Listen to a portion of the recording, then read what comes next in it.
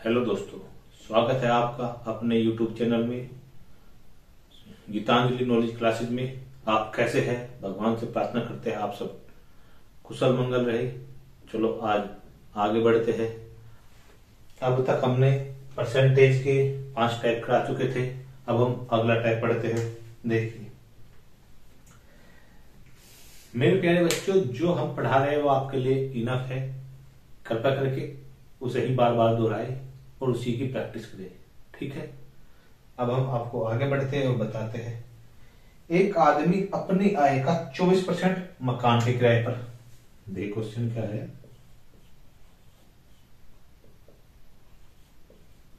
एक आदमी अपनी आय का 24%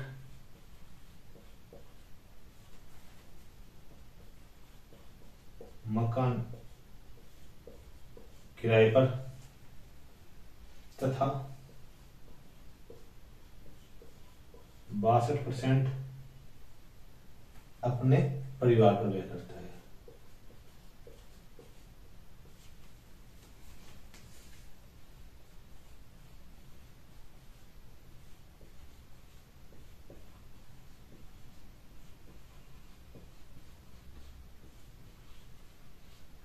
अपने परिवार पर व्यय करता है तथा शेष आय की बचत करता है। तथा शेष बचत रुपए 6300 करता है।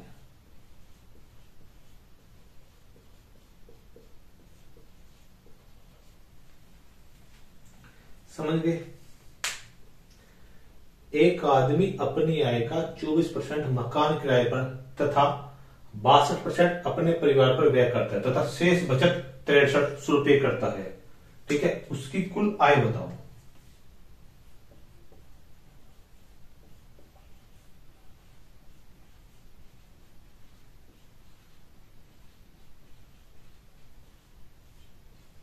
समझ गए? ये कहा कि एक आदमी अपनी आय का 24% मकान किराए पर तथा 62% अपने परिवार पर व्यय करता है तथा शेष बचत 6300 रुपये है करता है। उसकी कुल आय बताओ, ठीक है। यहां तक समझ में आ गया। अगर हम थोड़ा तेजी से चलेंगे क्योंकि आपका पेपर नेक्स्ट मंथ होने वाला है, इसलिए थोड़ा आप भी तेजी से एक्टिव होइए और हमें भी, ठीक है। थोड़ा तेजी करेंगे। तो माना उसकी कुल बचत, अच्छा कुल खर्च लिखो, माना कुल आय लिखो। माना कुल आय बराबर 100 रुपए है। मकान किराया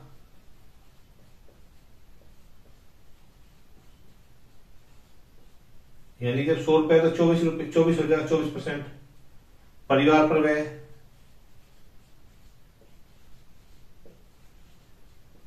व्यय, होगा उसका 62%। यानी टोटल कितना खर्च हो जाएगा? मकान का किराया कितना हो जाएगा? 86%। भाई इसने 100 में से 86% खर्च कर दिया। जब 100 रुपए यानी 100% हो गया, तो 100 में से इसने जब 86% खर्च कर दिया तो कितना बचा?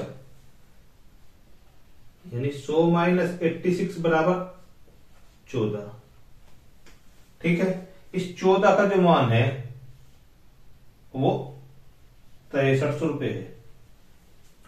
समझ में आ गया? 7 दूनी 14 और 7 63। 2 तक कितनी बार कटेगा?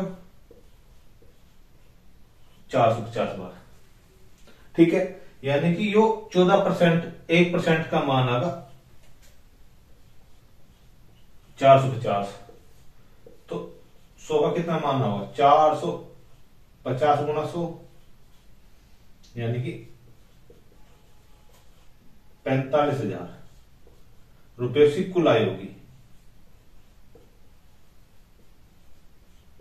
समझ गए? कितनी आय होगी? 45,000। समझ में आया आपके? देखिए एक बार और बता देते हैं। माना कुल आय उसकी 100 रुपए है, ठीक है। मकान किराए पे 24% खर्च कर रहा, परिवार पे 62% खर्च कर रहा, टोटल खर्च उसका 86% होगा, ठीक है। अगर जब 100% कोई भी चीज हो अपने आप में 100 हो, जब 86 है तो 100 में से घटेगा 86, 14 रहेगा। 14% का जो मान है 6300 है, एक का कितना 450 आ गया, ठीक है। अब 100 का कितना 45,000 रुपये आ गया समझ में। इसे नोट कर लो, हो सके तो इसका स्क्रीनशॉट ले लो, बाद में कर लेना, ठीक है। क्योंकि पेपर बहुत जल्दी होने वाला है, इसलिए हमें आपका कोर्स भी खत्म करना है, इसलिए जितनी तेजी हो सके इतनी तेजी से कीजिए, ठीक है। चलो आगे बढ़ते हैं।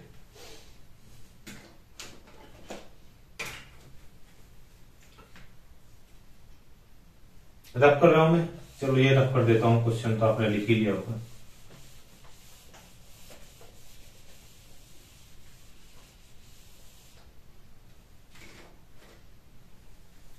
इसने कहा, ये क्वेश्चन है, राम की आय व्यय का अनुपात ने आय या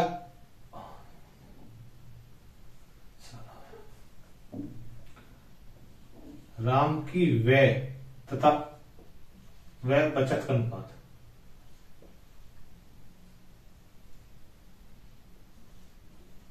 तथा बचत का अनुपात,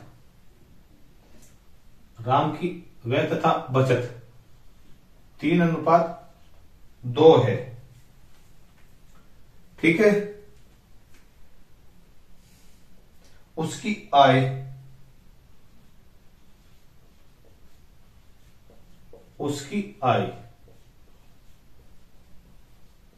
में 10% की वृद्धि होती है तथा उसके व्यय में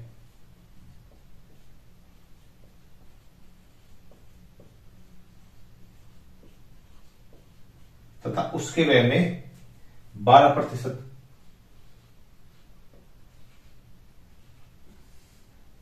तथा उसका व्यय 12% बढ़ जाता है।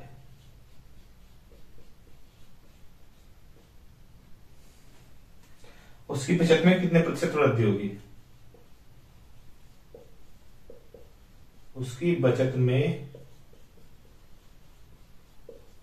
कितने प्रतिशत वृद्धि होगी, ठीक है भाई। इसने कहा राम की व्यय तथा बचत का अनुपात 3:2 है, उसकी आय में 10% वृद्धि होती है तथा उसका व्यय 12% बढ़ जाता है, तो उसकी बचत में कितने प्रतिशत वृद्धि होगी, ठीक है। यहां तक समझ में आ गया। अब आगे चलते हैं। समझ में आपके क्वेश्चन में क्या पूछ रहा है, देखिए सॉल्यूशन।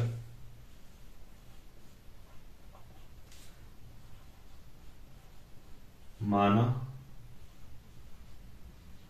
व्यय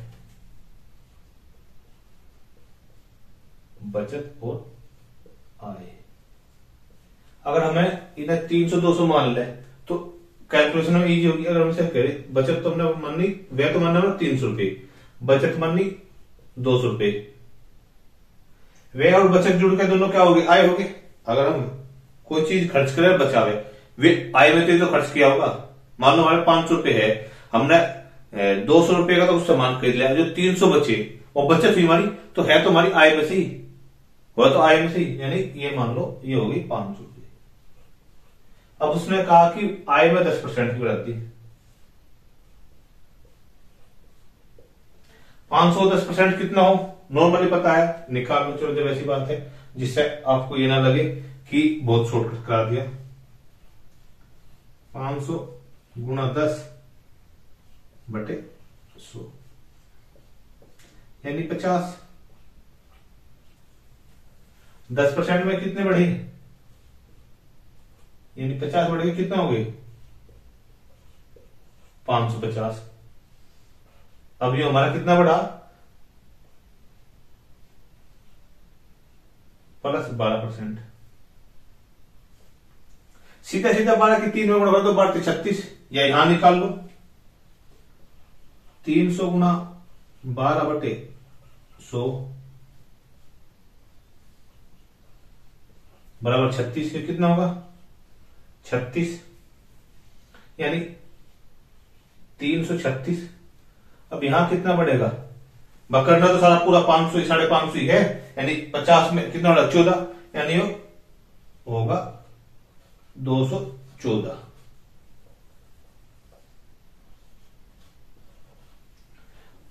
कितना अंतर आया 14 का, तो 14/200 गुणा 100 तो बराबर 7%, यानी इसकी बचत में जो वृद्धि आई वो 7% की आई। समझ गए, इससे इजी तरीका कुछ नहीं हो सकता। देखिए बहुत इजी है, मैं हर एक चीज आपको बताई कि 14 में जो ही 200 में 7% की वृद्धि कैसे हुआ।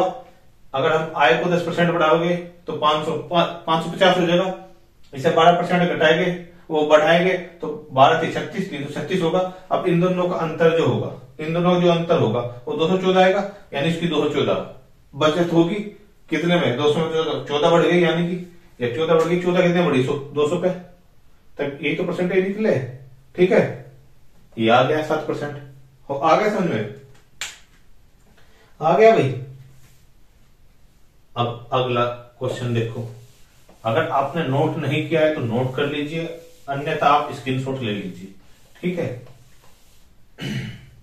क्योंकि मैंने बोला कि हमारे पास समय बहुत कम है।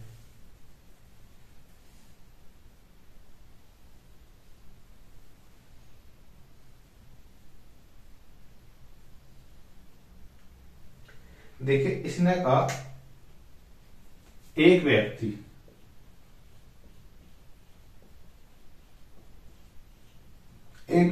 अपने वेतन का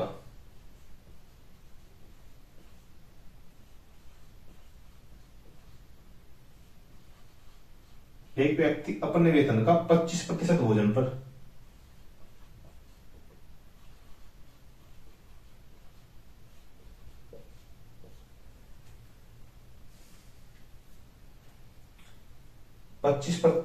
भोजन पर व्यय करता है,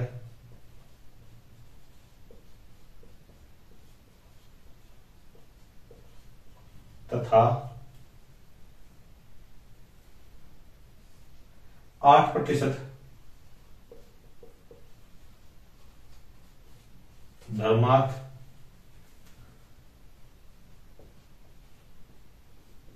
ट्रस्ट में दान करता है।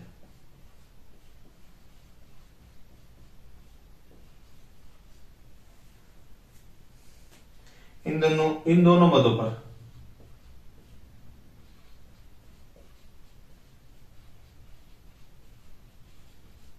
इन दोनों मदों पर 2310 रुपए व्यय खर्च करता है।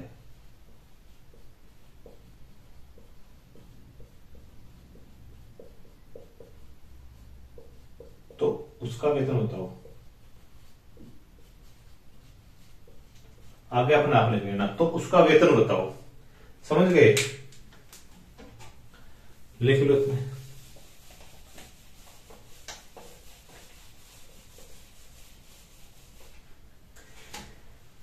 एक व्यक्ति अपने वेतन का 25% भोजन पर व्यय करता है तथा 8% धर्मार्थ ट्रस्ट में दान करता है। इन दोनों मदों पर 2310 रुपए खर्च करता है। ठीक है, आगे समझ में, यानी 25% तो खाने पर,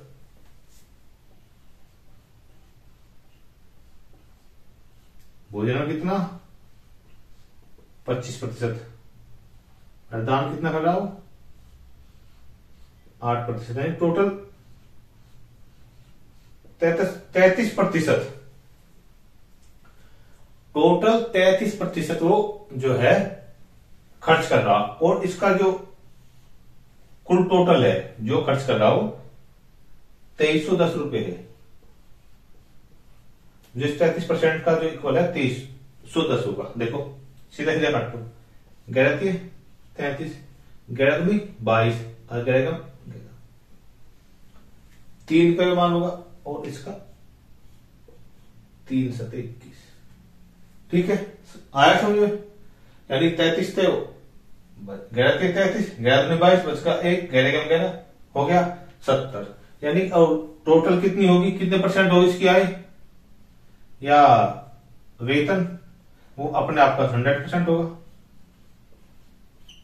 यानी 1 यूनिट का मान तो होगा 70 रुपये और वेतन यानी 100 का मान होगा, समझ गए, 7,000 रुपये। यो आंसर आ गया, यो आंसर आ गया, सॉरी ये आंसर आ गया। ठीक है, भोजन में 25% का दान मार्च, तो टोटल 33% इक्वल है 2310 के, तो 1 यूनिट का मान 70 आएगा, 100 यूनिट का मान कितना होगा, ऐसे कर लो चाहिए, इन्हें थोड़ा सा और थोड़ा सा अब ये कर लो, 100 यूनिट का मान ये होगा 7,000 रुपये। समझ में आ गया यहां तक?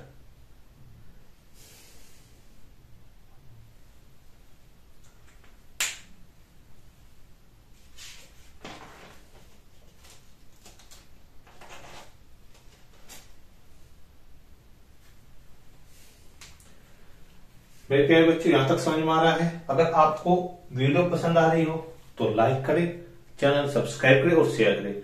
जितने आपके मित्र है, दोस्त है, परिचित है, रिश्तेदार है, उन्हें भी इस चैनल से लाभ दिलवाए।